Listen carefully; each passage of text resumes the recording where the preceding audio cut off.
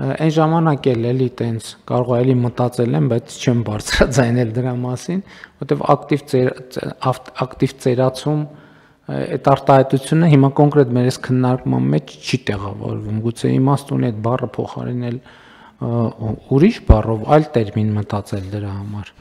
որովհետև հենց ծերություն արտահայտությունը ոնց որ sense գալիս բախվում է քիչ առաջ մեր որովհետև ծերությունը աշխատելու մասին չի, հանգստանալու մասին է, եւ այդ տրամաբանությունը կա, բայց առաջարկում եմ մտածենք այս մասին եւ եկեք բանի հասակ ճիշտ եմ, բոյ հասակ ճիշտ եմ ասում, հա, հասակի այդ սահմանափակումն էլ հանենք, որովհետեւ իսկապես մարդու բան է, մարդ այդ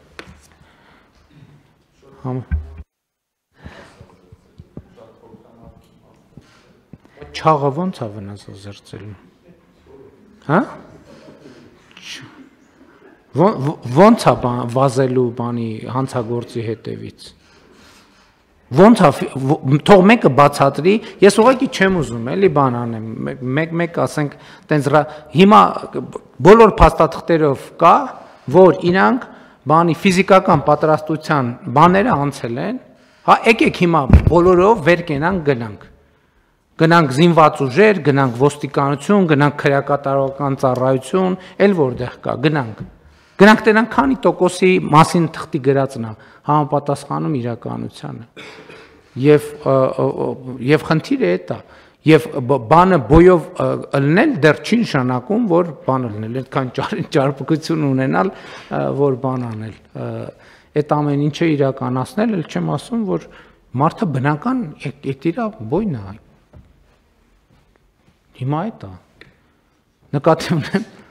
Նկատի ունեմ, երբ որ մենք իրան ասում ենք հասակը չի համապատասխանում, այդտեղ body shaming-ի էլեմենտ կա, բայց երբ որ ասում ենք, գիտեք, ինձ զինվորական ծառայության մեջ եք պետքա քաշի ստանդարտի մեջ լինեք եւ ֆիզիկական պատրաստության ստանդարտի մեջ լինեք,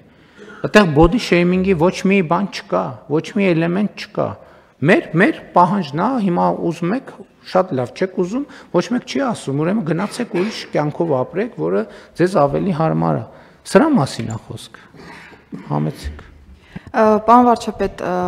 լիովին կիսելով ձեր մտքերը մի քանի դիտարկում եմ ուզում անել, ընդհանուր առմամբ մենք համապատասխան տարիքային խմբի անձանց մասով պիտի նաև նկատի ունենանք, որ մեր ընթացակարգերը անպայման չի, որ հանգեն միայն իրավապահ համակարգում տվյալ տարիքի անձանց աշխատանքի ներգրավմանը, սա առաջինը, երկրորդը այն է, որ նկատի ունեմ, որ մեր կառուցակարգերը կարող են թույլատրել կենսաթոշակային տարիքը լրացած անձին շարունակելու աշխատանքը, բայց պարտադիր չի, որ դա լինի անպայմանորեն բոլոր ծառայությունների համար բնութագրական բան, որովհետև նույն երբ որ խոսում ենք նաև հասակի, քաշի մասով որպես առերևույթ խտրական դրսևորում, իրավապահ համակարգի եւ հատուկ ծառայությունների դեպքում թույլատրելիության սահման կա որպես այդպեսին հաշվի առնելով ծառայության առանձնահատկությունները, հասակին, քաշին կամ ծառայության ընդունելության կարգին որոշակի առանձնահատկություններ որպես այդպեսին վերապահել, բայց լրիվ համաձայն եմ, որ մենք մուտքի պահանջը պահպանում ենք, բայց հետագայում երբ որ ծառայության մասին ենք խոսում ընթացքի, այդ պահանջները այսպես թե այնպես սկսում ենք փոփոխել կամ հարմարացնել նրան, ինչին որ ուզում ենք, ասեմ, որ այս պայծրությամբ մեր կրթական խողովակում դիտարկում ենք ֆիզիկական պատրաստականությունը որպես կրթության պարտադիր բաղադրիչ, որովհետև եթե տարեկան վերապատրաստման բաղադրիչներից մեկը նաև ֆիզիկական պատրաստականության վրա աշխատանքը չի կոնկրետ ծառայողի լինելու, թողնել իր, այսպես ասեմ, հայեցողության այս process-ը կանոնակարգելու, կարծում եմ, այդքան էլ ճիշտ մոտեցում լինել չի կարող, որովհետև մենք ամեն դեպքում յուրաքանչյուր ծառայությանը բնորոշ որոշակի ֆիզիկական պատրաստականության առանձնահատկություններ ունենք, եւ ըստ այդմ մեր կրթահամալիրն է, որ պիտի կարողանա այս process-ը կարգավորի։ Վերջին ամիսներին մենք նաև փոխել ենք օրենսդրական այս կարգավորումը եւս, որ 3 տարին մեկ անգամ վերապատրաստման փոխարեն պիտի տարեկան պարտադիր վերապատրաստում անցնենք եւ այս պայծրությամբ հենց մոդուլի մշակումն ենք իրականացնում, որպեսզի թե ֆիզիկական մասով եւ թե նաեւ բովանդակային բուն աշխատանքի մասով հասկանանք ինչպես ենք նաեւ գրավիչ դարձնում տարեկան վերապատրաստումը կոնկրետ մեր ծառայողի համար, որովհետեւ տարիներ շարունակ այս վերապատրաստումները դիտարկվել են որպես բեռ աշխատանքից կտրվելու ինչ որ մի process, որը սակայն ճիշտ հակառակ մոտեցումը պիտի ունենա։ Դե որ այսքան խոսեցինք, նաև այդ թեմայի հետ կապված, նույն բարեկային ոստիկանությունը, երբ որ ձևավորվում էր, պարզեր բոլորը շատ բավականին տենց ինտենսիվ պարապմունքներ էին անցնում եւ այլն։ Հիմա բարեկային ոստիկանությունը ամբողջությամբ արդեն 2 տարուց ավել է, 3 տարուց ավել է կա, եւ ես չեմ ուզում թաքցնեմ, ժամանակ առ ժամանակ ներքին գործերի նախարարին ասում եմ,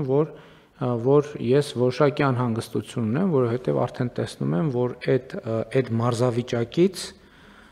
արդեն դուրս ենք գալիս եւ դա խնդրեմ է։ Եվ հիմա ձեր ասած վերապատրաստումն էլ շատ կարևոր է, թե իր իրականացման որակը, որովհետեւ հիմա էլ որ մենք նայենք, բոլոր ծառայություններում այդ բաները կան։ Ֆիզիկական պատրաստության ստուգումներ, կրակայինի ստուգումներ եւ այլն, հարցը այն է, իրականությունը ինչ է, իրականությունը, որովհետեւ այդ խնդրեմը կա։ Պարոն Սարգսյան, ես ճիշտ եմ հիշում, որ մենք բանակում էլ պայմանագրային զինծառայության անցնելու տարիքի էլի 35 սահմանափակում ունենք։ Այո, ճիշտ այդպես ունենք սահմանափակում։ Ինչի համար։ Էլի նույն պատմությունն է։ Էլի հասկանում եք, եթե էլի եմ ասում, եթե մենք անձի վիճակը ֆունկցիոնալությունը գնահատելու օբյեկտիվ համակարգ ունենանք, բոլոր խնդիրները կլուծվի։ Այսինքն 40 տարեկանը կարա լինի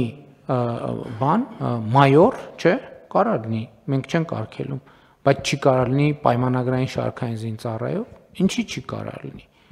Եթե իր ֆիզիկական տվյալները բավարար են, ինչի չի կարա լինի։ Ու հետաքրքրական է, որ մենք սրա մասին չենք բանանում, չենք խոսում։ Չնայած խոսում ենք, այնտեղ էլ ենք խոսում, բայց էլի շատ դժվար է այդ երկար կարծրացած բաների հետ։ Եկեք մտածենք բանակում էլ այդ նույնը անենք։ Հիմա 40 տարեկան մարդ է, 45 տարեկան մարդ է, պայմանագրային զինծառայող մանավանդ 5 տարով ենք, չէ՞ մենք պայմանագրերը կնքում։ Շնորհակալություն, մենք որոշակի փոփոխության արդեն ենթարկել ենք, բայց ցեզ էլ նամակներով գիտեմ, որ դիմում են, օրինակ կար, որ 45-ը լրացել էր եւ տարիքի բերումով հնարավոր չէ ծառայության ընդունել։ Այո, նաեւ քաղաքացիներ կան, կանայք կան, որ դիմում են ոստիկանության համար էլ, բանակի համար էլ, ասում եք, գնում եք տարիքը այդպես իրոք պարզ չի։ Հիմա եթե ոստիկանության դեպքում բարձվել է, որ սա հնարավոր է, բանակի դեպքում ինչու հնարավոր չի։ Եկեք, եթե գնում ենք, արդեն կառավարությունը փաստորեն օրենսդրական նախաձեռնություն եկել հասել է կառավարության նիստ նշանակման գնում ենք, եկեք բանակում էլ նույնը անենք։ Ստեղ խնդիր է, բայց նաև հասկանանք, որ այդտեղ ռիսկը բացում ենք եւ այդ ռիսկը պետք է կառավարենք անձի ֆունկցիոնալության գնահատման օբյեկտիվ համակարգ ունենալը։ Դրանով մեր բոլոր հարցերը կլուծվեն։ Շատ լավ, հարցը դրվում է քվեարկության, ովքեր են դեմ որոշման ընդունմանը, դեմ չկա, որոշումն ընդունված է։